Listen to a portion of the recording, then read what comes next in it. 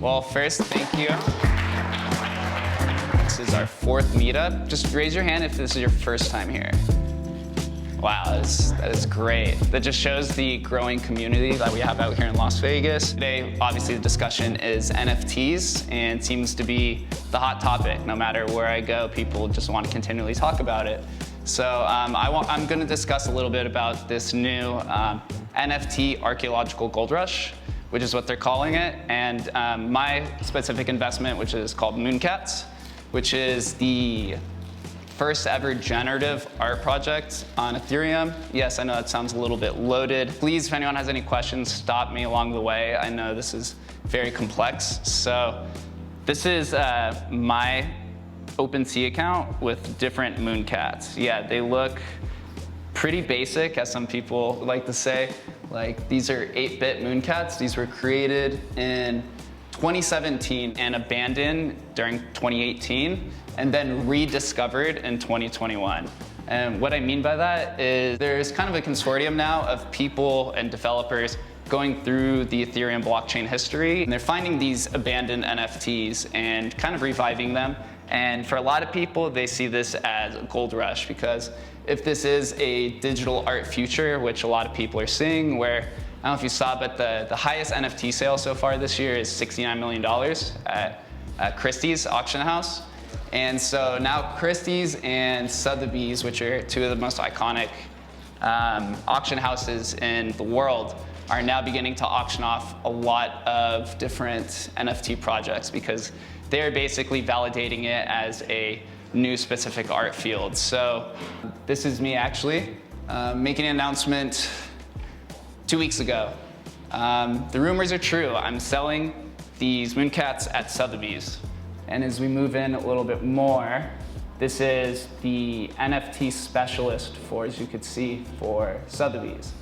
And he comes in, he says, Sotheby's is committed to bring the most historic and impactful NFT projects to a wider global audience.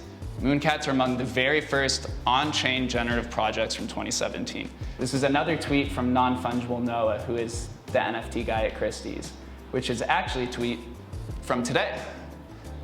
Last night, they broke $100 million in sales for NFTs this year at Christie's alone. And they're doing another live auction with Curio cards and art blocks. Curio cards is the first NFT built on the Ethereum blockchain, or first collectible, I should say, sorry, excuse me. Getting validation from these traditional auction houses like Sotheby's and Christie's, who've been selling things from dinosaur bones to Vincent van Gogh to Thomas Jefferson autographs. It shows that there's going to be a massive, massive place for this in the beginning. I'm going to take you through Mooncats and through my own experience. As you can see, this is going through the original website from 2017, so there have not been any updates because the Ponderware team believes that if this is a historical project, then you want to keep the integrity in line. As you can see, there's different numbers for all of these different cats. As you can see, some of them have names, so like this one, Mr. Moo, can't even get it. This is something that I own, disclaimer. It could be considered the first ever named NFT in existence. So what's the value to that? We don't really know. But with Mooncats specifically, there's different rescue dates. So with Mooncats, the crazy and interesting thing about the project is there's 25,000 cats total that were minted. And minted just means that it was created out of the blockchain. So in 2017, there was about 3,000 cats minted. In 2018, there was about 2,000. 2019 trickles off to 70 mints, and then 2020 was 3. And in 2021, we got the rediscovery happened in March, and the rest of the 20,000 were minted. So these artifacts that were minted in the early years, 2017, 18, tend to have a much larger premium than these ones in 2021, because 2017 was a big year for crypto in general. It was kind of like its coming out party. Bitcoin went from $600 to 20,000. Ethereum went from like $4 to 1,400. And then obviously we had the very tragic bear market right afterwards.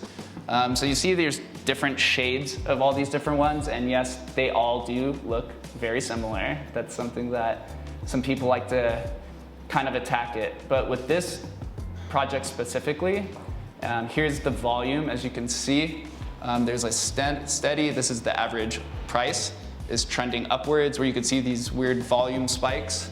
So like this one was Sotheby's announcing the sale. Believe this one was when Logan Paul bought a Genesis Mooncat, which is the highest sale for 160 ETH. So a lot of bigger names and people even in just pop culture are beginning to dive into these. And this is a buying guide that we wrote as a community, which just discovers all of the different rarity metrics, because all of this is very new. And so you want to try to find ways to simplify it as easy as possible.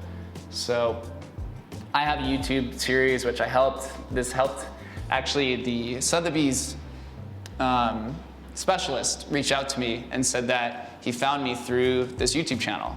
And I was just doing it just to try to educate people. So you really never know what kind of opportunities can present themselves if you just put yourself out there and try to be a good benefit to the community.